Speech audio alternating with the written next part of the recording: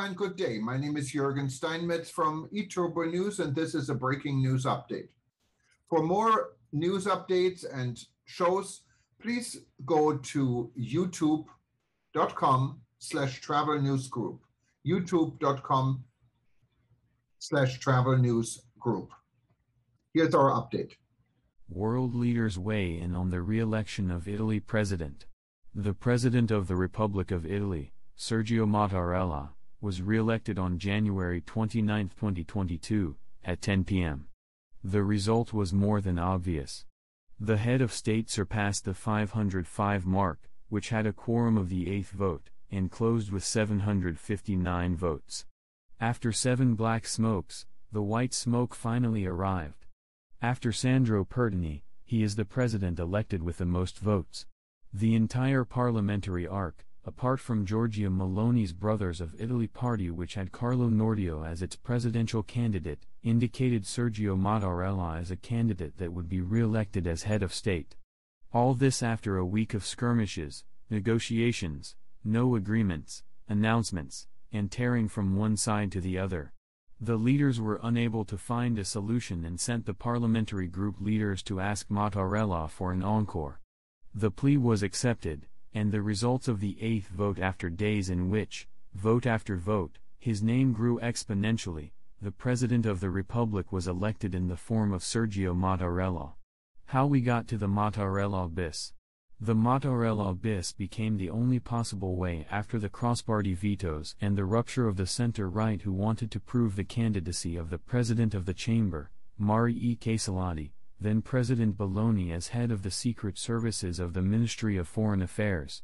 When the leaders finally realized that they didn't have the numbers to do it alone, nor the ability to find a super-party name that could have wide support, the most natural choice was to take refuge from the highest institution of the Republic, the outgoing president, who, despite having spent the last few months reiterating how important it was not to fall back into the temptation of an encore, as happened with the past President Napolitano, was forced to accept and allow Parliament, political leaders, and the country to get out of this stalemate.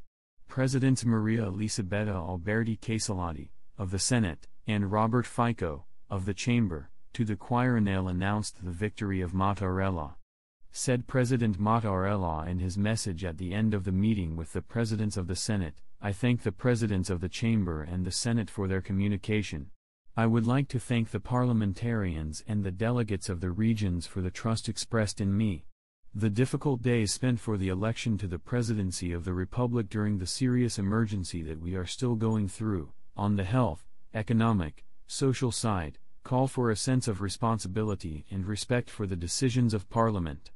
These conditions require not shirking the duties to which one is called, and, of course, must prevail over other considerations and different personal perspectives, with the commitment to interpret the expectations and hopes of our fellow citizens."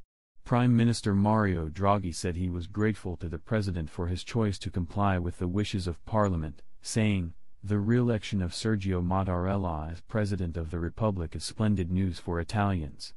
I am grateful to the President for his choice to support the very strong will of Parliament to re-elect him for a second term." The Pope weighs in. Part of Bergoglio's, Pope Francis, telegram message to Mattarella was, his, Mattarella, essential service, is, to consolidate unity. The Pope spoke of the spirit of generous availability with which he welcomed the re-election in this time of pandemic and uncertainty, and reconfirmed the current head of state for another 7. He offered his cordial congratulations on his re-election to the supreme office of the Italian Republic and expressed his best wishes for the performance of his high task. Congratulations from around the globe.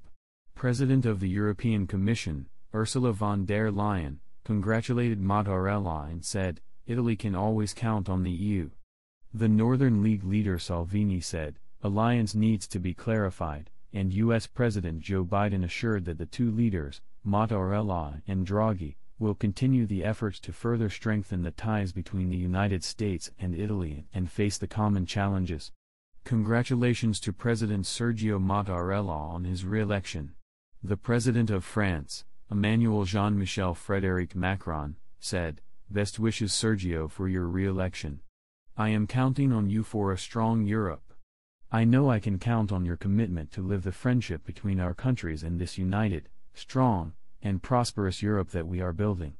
He added a photo of the evolution of the acrobatic patrols of Italy and France on the occasion of the signing of the Quirinal Treaty to his tweet, saying, "Long live the friendship between Italy and France."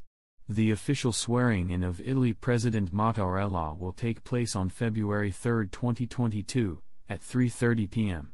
More news about Italy. #Italy.